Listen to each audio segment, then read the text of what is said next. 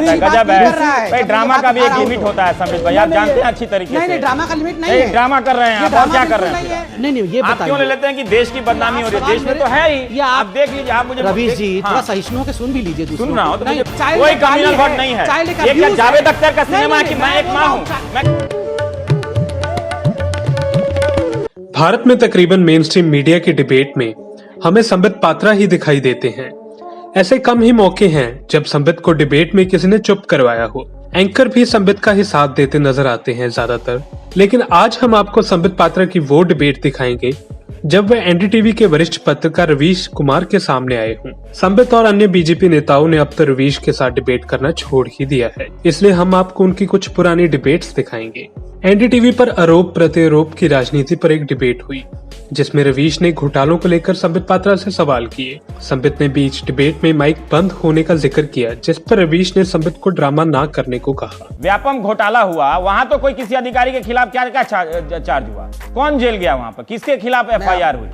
ठीक है, इस तरह की बात है। ये चुन चुन के एक आदमी जो आपने आशीष जोशी का उदाहरण दिया, आपने सांगी का उदाहरण नहीं दिया कि आशीष जोशी क्या वहाँ के मॉनिटर हैं कि उनको हटाया गया तो सारे अधिकारी उनके पास गए। ठीक है, आपने एक सवाल का जवाब नहीं दिया। मैं ये पूछने वाला था, ये शराब पकड़ी गई, 2 लाख रुपया पकड़ा गया, कोई अधिकारी 20 साल से नौकरी में है, उसके अकाउंट में 27 लाख रुपया नहीं हो सकता है क्या? है, मैं रिक्वेस्ट करूंगा कि आपका चैनल फोन लगाए मुझे दोबारा।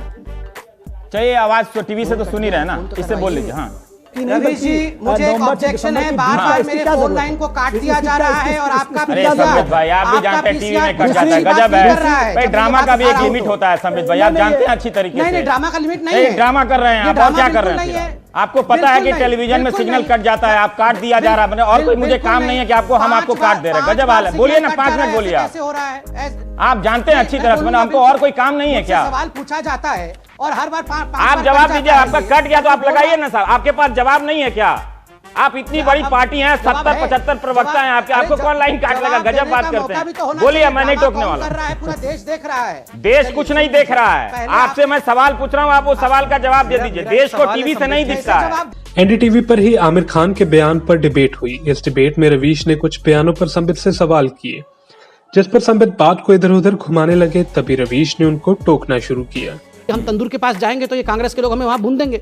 नहीं, एक आदमी ने बड़ा खराब काम, बिल्कुल सही जवाब दे रहा हूँ। आप ठीक है, मैंने आप कह रहे हैं महिलाएं डरना, आप क्या जवाब दे? आप बोल रहे हैं कि वो आदमी डर रहा है कि कोई भी मीट नहीं बनाएगा, तो हम यही ना बोलेंगे। अरे आपको बहुत आप इतना बता दीजिए, आमिर खान के बयान से अगर देश की बदनामी होती है तो ये पाकिस्तान भेजने वाले बयानों से देश का क्या होता है? नाम होता है देखिए कि हम पाकिस्तान का टूरिज्म प्रमोट कर रहे हैं, क्या होता है? देखिए, आमिर खान जी के बयान से देश का क्या होता है मैं तो नहीं जानता हूं, मगर पूरे विश्व में आमिर खान एक साधारण व्यक्ति तो है। आप लोग सरकार पे क्यों दिल पे ले लेते हैं? जैसे अरुण शौरी ने आलोचना की प्रधानमंत्री की, जुबान से बोल रहे हैं, उनके बहुत सारे शब्दों से मैं भी इत्तेफाक नहीं रखता कि इस तरह से नहीं बात बोलना चाहिए, नहीं, लेकिन सोशल मीडिया, आप सोशल मीडिया बीजेपी का है क्या? असहिष्णुता को आप अपने दिल पे क्यों ले लेते हैं? नहीं, ये आप क्यों ले लेते हैं कि देश की बदनामी हो रही है? देश में तो है ही, आप देख लीजिए। आप मुझे रवीश जी थोड़ा सहिष्णु होकर सुन भी लीजिए। सुन रहा हूँ तो मुझे बताइए ना, आप अपने ऊपर क्यों ले लेते हैं? सोशल मीडिया में किसने क्या कहा, ये बीजेपी का काम है? ये भी असहनशीलता का पार्ट है ना। वो अगर उसकी आइडियोलॉजी आपसे मिल जाए, वो आपका फोटो लगा के इस तरह की बातें करते रहे, विगत 7 महीना में आप क्यों अपने ऊपर ले लेते हैं? उन्होंने एक सप्ताह में ही आखिर ऐसा क्या बदलाव हुआ कि अब ऐसा हो गया? दूसरी बात, मोदी जी के लिए उन्होंने कहा कि एक ऐसा प्रधानमंत्री आ गया है जिससे देश में पॉजिटिव बदलाव हो रहा है। आप बताइए ना, आप बताइए। आप देखिए, आप नहीं बता रहे, आप मुझे बताइए। अरे सर, मैं आपसे पूछ रहा हूँ, मैं चेक करके आप बताइए कि जो आदमी 10 दिन पहले प्रधानमंत्री की तारीफ कर रहा है, उसके बाद आपके प्रवक्ता शाहनवाज हुसैन कह रहे हैं कि ये भारत के खिलाफ कोई साजिश है। आप बताइए ना कि एक हफ्ते में वो आदमी क्या साजिश कर रहा है? वो तो दंगल की शूटिंग कर रहा था वो कहीं पे, वो क्या साजिश कर रहा है? दोनों उत्तर दे रहा हूँ, मैं दोनों उत्तर दे रहा हूँ। एनडीटीवी पर एक डिबेट में रवीश ने संबित से एक मुद्दे पर सवाल किया, जिस पर संबित और रवीश में तीखी बहस होने लगी।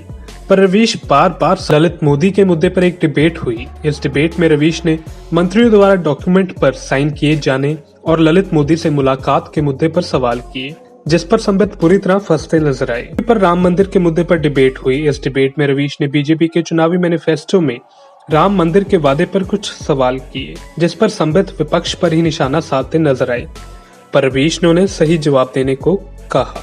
लोगों में भी सब्र है, हम में भी सब्र है कि ना कानून तोड़ेंगे, ना किसी के दिल को तोड़ेंगे। देखिए, कानून तो एक बार टूट चुका है, वो 92 में कानून टूट चुका है, वो छोड़ दीजिए। ऐसा नहीं है कि कानून नहीं टूटा है, टूट चुका है अपने हिसाब से ना।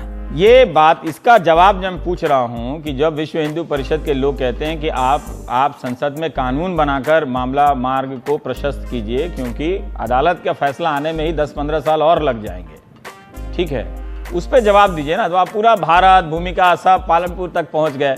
अभी मैं इंडियन एक्सप्रेस पे वली अहमद का आर्टिकल पढ़ रहा था, लेकिन आप लोग पहले नंबर पर वो राम मंदिर मुद्दा होता था और इस बार 41वें पेज पे चला गया है वो घोषणा पत्र में। तो मैं इस पे पूछ रहा हूँ कि जो राज्य लोकसभा में कानून लाने वाली बात है, उस पर आपकी क्या राय है? घोषणा पत्र में राम मंदिर किस स्थान पे है उससे महत्वपूर्ण है कि हमारे दिल में राम मंदिर उसी स्थान पे है जिस स्थान पे था। और जहां तक कानून का विषय है, जहां खूब बात, देखिए आप बात बना रहे हैं जी के आत्मा को चोट पहुंचाने वाला विषय है। जिस व्यक्ति ने अपना पूरा जीवन राम मंदिर राममय के लिए बिता दिया, अगर उनके अंत्येष्टि में उनको याद नहीं किया जाएगा तो आप एक मृतक व्यक्ति के आत्मा को ठेस पहुंचाने की कोशिश कर रहे हैं। वही तो मैं जानना चाहता हूं कि उनकी आत्मा को ठेस ना पहुंचे, आप क्या सीरियसली करना चाहते हैं? तो आप बता ही नहीं रहे हैं। वही तो मैं जानना चाहता हूँ कि जो भागवत जी ने संकल्प लिया कि उनकी आत्मा को सच्ची श्रद्धांजलि दी जाए, वो तो आप बता ही नहीं रहे हैं कि उनके रास्ते से आप चलने के लिए तैयार हैं कि नहीं तैयार। हाँ। ये तो थे कुछ पल जब रवीश और संबित आमने सामने आए हों और रवीश के तीखे सवालों से संबित घबरा गए हों। हम उम्मीद करेंगे कि हमारा गोदी मीडिया भी बीजेपी और सरकार नेताओं से ऐसे ही सवाल करने की हिम्मत दिखाए। Bureau report, Punjab today TV. Channel, please subscribe, and to get notifications about news, please click the bell icon.